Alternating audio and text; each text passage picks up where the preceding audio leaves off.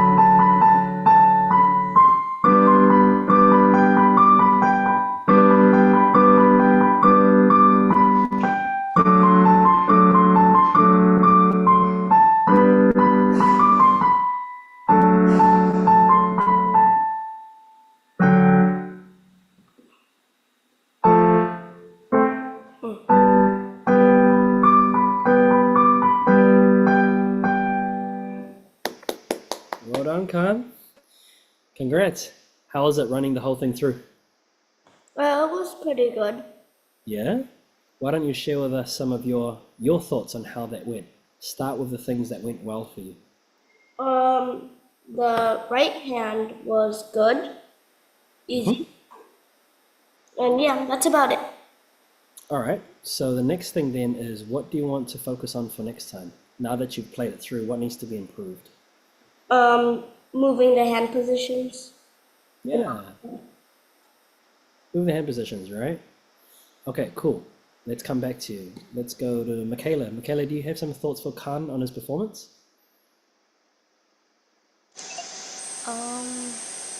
Wait, what? What are some things that you enjoyed about Khan's performance, and maybe some things he can work on for next time? It was really peaceful. And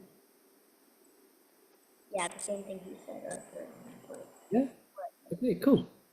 Is there anything in particular that he can focus on for improving? Not really. All right. Thanks for your thoughts. Atticus, do you have any thoughts for Khan? I really liked how clear the difference between your staccatos and legatos were. This is true. It actually gave it some character, right? Is there anything in particular that he can focus on to level up for next time?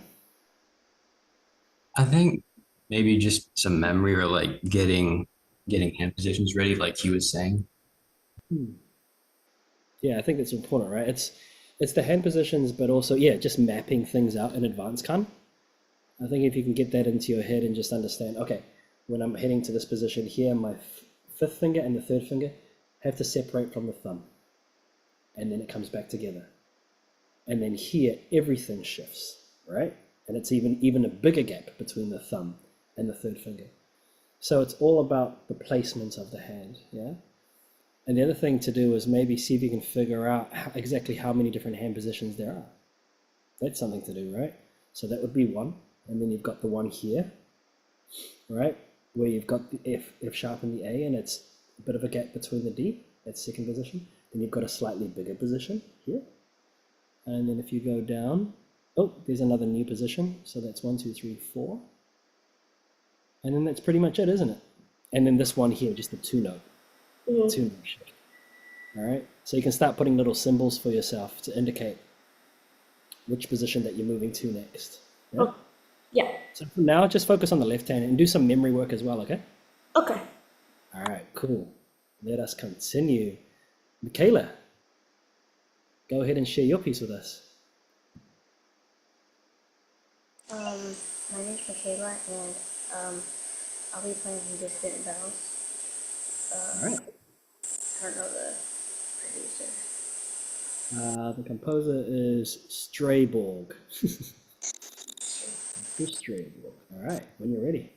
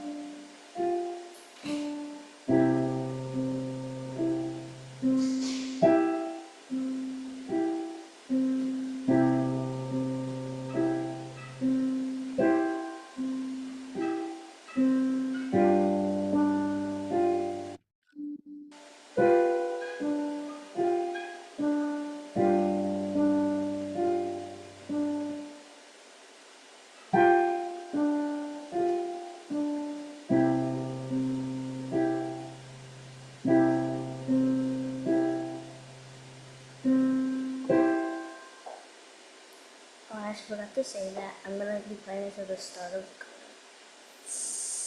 On the start of the coda. Yeah. Okay. You want to continue?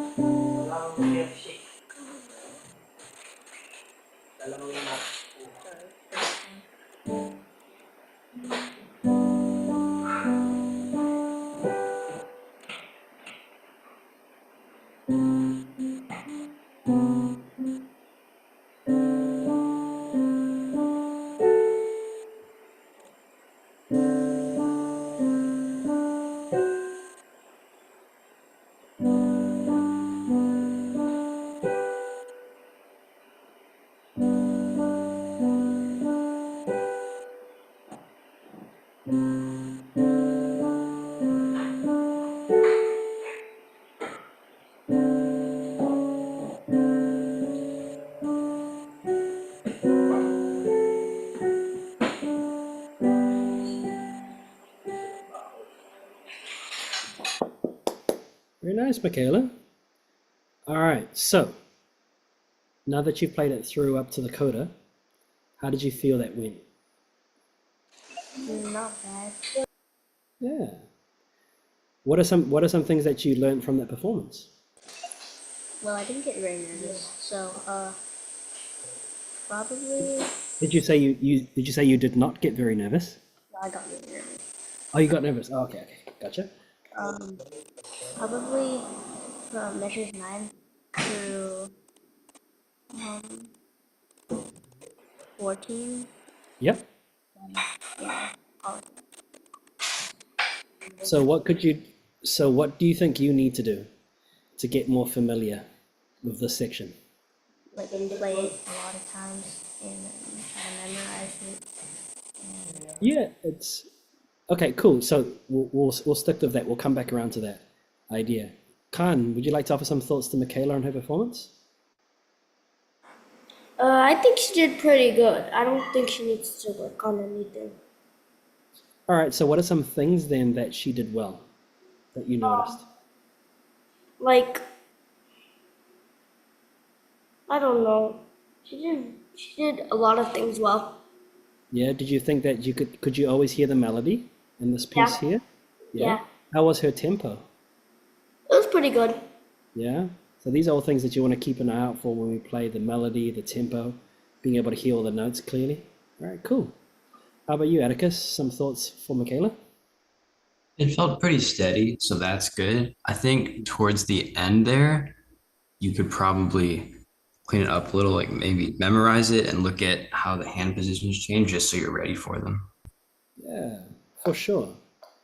And just like in Khan's performance, Michaela, there are a lot of patterns, right? And here you've just got this pattern with the GBD, and then it switches to C, D, F sharp. These are your two hand positions, right? And then it goes back to the GBD, or BDG, and then C, D, F sharp. You see that? So you'd memorize one orange box, two red boxes, two orange boxes, one red box. Does that make sense? Yeah. So I just start with that first, and then you can start working on the left hand. But you'll probably notice that there are patterns in the left hand as well if you look closely enough. Okay. Excellent. Yeah. So continue taking it slowly. Continue mapping things out very carefully, and figure out a system for yourself so you know what's coming next in terms of the hand positions and the notes. Okay. Well done. Look forward to you coming back once you've got it all together. All right. Let's continue. All right, Mr. Atticus, go ahead and share the stage. Okay, I'm Atticus, and I'm playing Chopin's Heroic Polonaise. By memory as well, right? Yeah.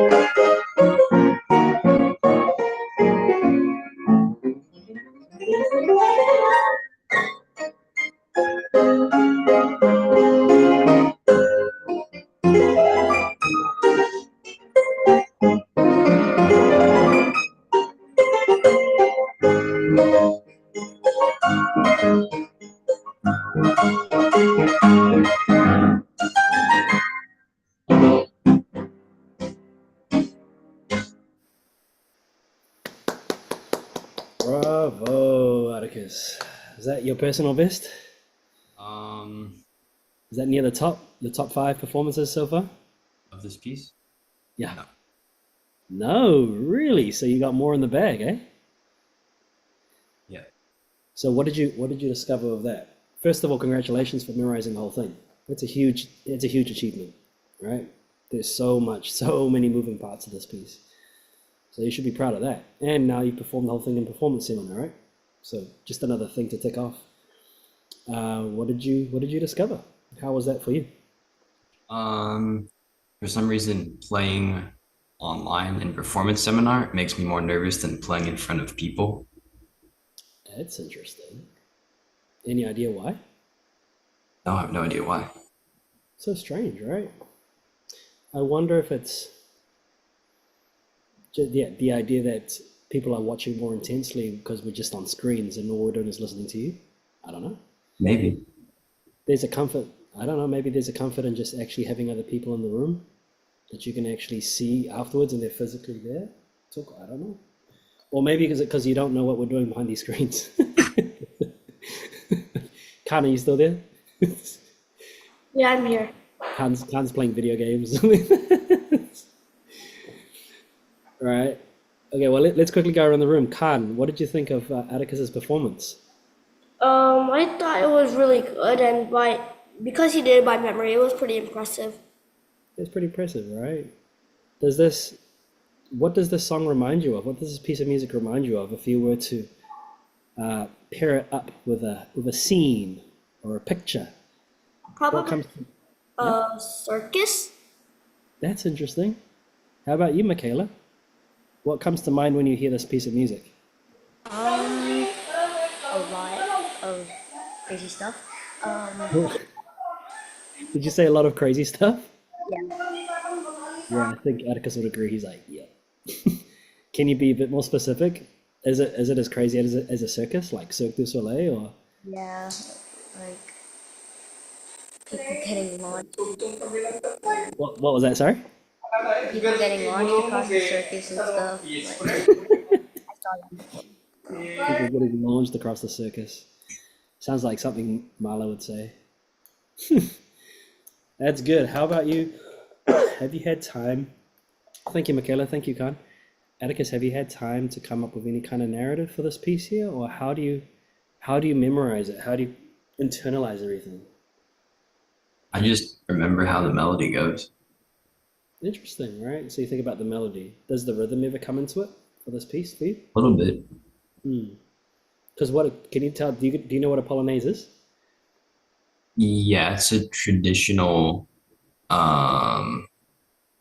dance about like the military. Yeah.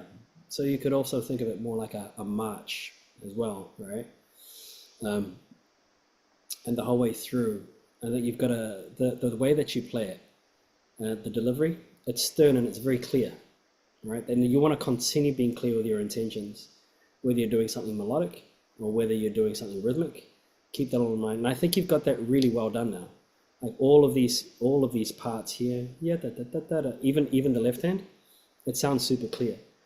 One thing that I like to do when I'm practicing really complex music is to play it as if I was playing Bach. Really transparent with every single line, every single finger. You know? So a lot of practice without the pedal, and just making sure that I can always hear the melody, right? Because you might think you hear the melody, but make sure that you record yourself so that you can actually hear your voicing. maybe the left hand has a little bit of melody as well. Or maybe you want to bring that out a bit more in certain places, building up to a climax or during a really magical section. Even all these things here, these accents that keep driving it forward. All right, keep locking into those as well. What are some ideas that you've come up with to challenge your memory of this piece? Well, there was some like radio or play just the left hand from memory, play with my eyes shut. I don't think eyes shut is really good. The other thing you can do is randomize the practice as well, right? So what you could do is, do you have a pair of dice at home? Yes. Yeah, just play around with that there. And so 1, 2, 3, 4, 5, right? I know there are 6, but 6 sides of the dice. You roll it, and then whatever number that lands on, take a quick glance at the first line, right? At the line that it lands on, and then play. Yeah. So instead of just memorizing it from top to bottom, start going through different pages of the piece and just seeing if you can play it from any angle. That really helps as well. The other one that you can do is also where you do shadow playing, right? So you play one and then you shadow this, or even just take your hands off the keys and don't play one measure at all. Have you done that before? So you play one on the keys, this one here, don't play it all. Play it in your head, start up again in the next measure, and take your hands off. So you're actually playing it in your head, and you're just following it along in your memory. Yeah? So try those for now. Randomize the practice, right? Randomize where you start. And this is for you, Michaela, and for you, Khan, as well. You can practice this to really strengthen your memory, because a lot of time when we play in order. So one thing you can do to challenge yourself is to play out of order, right? So you just pick one page and then roll the dice, whatever number that lands on, start on that line. And then if you want to make it even more complex, play one line on the keys, play one measure on the keys, the next measure don't play at all. Just play it in your head. And then start on the third measure, right? So you go one on, one off, one on, one off. Have you done anything like that, Atticus? No. Give it a go this weekend. See how it goes. And then one last one.